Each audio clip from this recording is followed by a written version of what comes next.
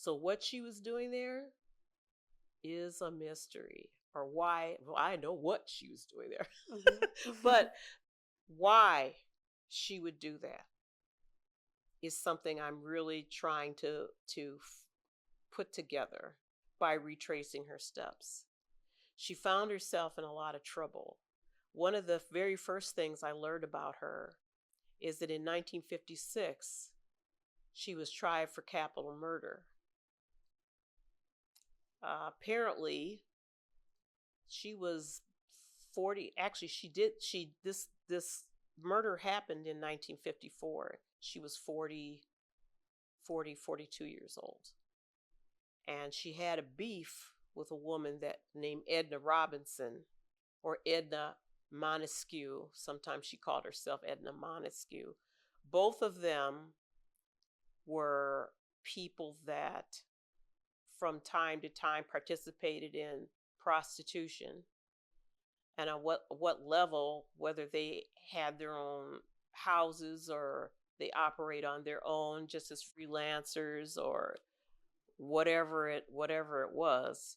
At one point, she and Edna had been friends, but some beef had happened. I don't know what it was, and the two of them ended up having a shootout. Wow. Okay. With each other.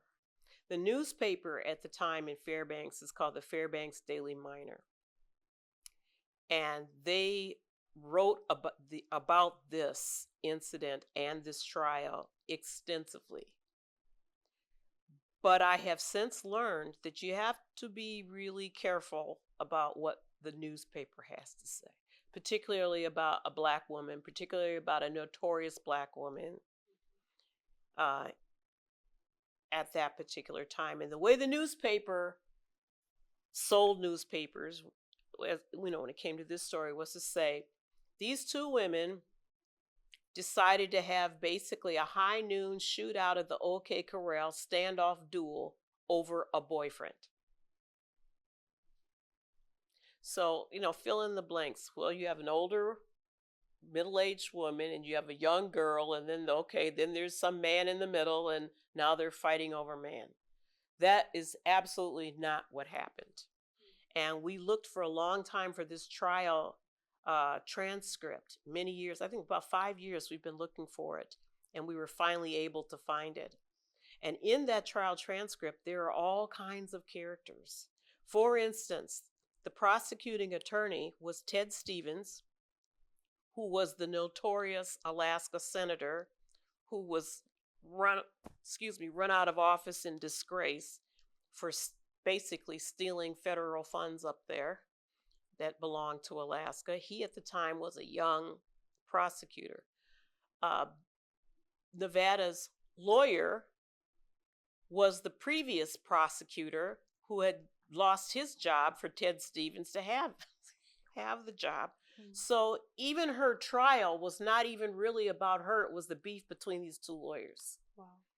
But in some ways that was good because she ended up with a good lawyer. But I really don't think that they were much concerned about her one way or the other. It was these two men trying to make their own reputations. So the end result of it is what really happened is the two women, for some reason that I don't want to speculate on right now, they got into each other about something. Nevada attacked her the night before and promised to kill her. Edna goes to the police to get a restraining order against Nevada. The police don't do it right away. They tell her to come back tomorrow. We have to look into it. And rather than come back tomorrow, she went and bought a .45, and she drove past Nevada's house. Nevada happened to see her, gets her .45. Edna had a .45 full of bullets. Nevada had a .45 that was some bullets, some tear gas pellets.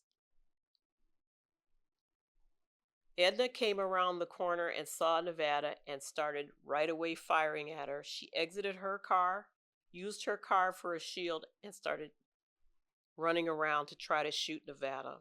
She missed Nevada, and Nevada basically blew her from here to next. Mm.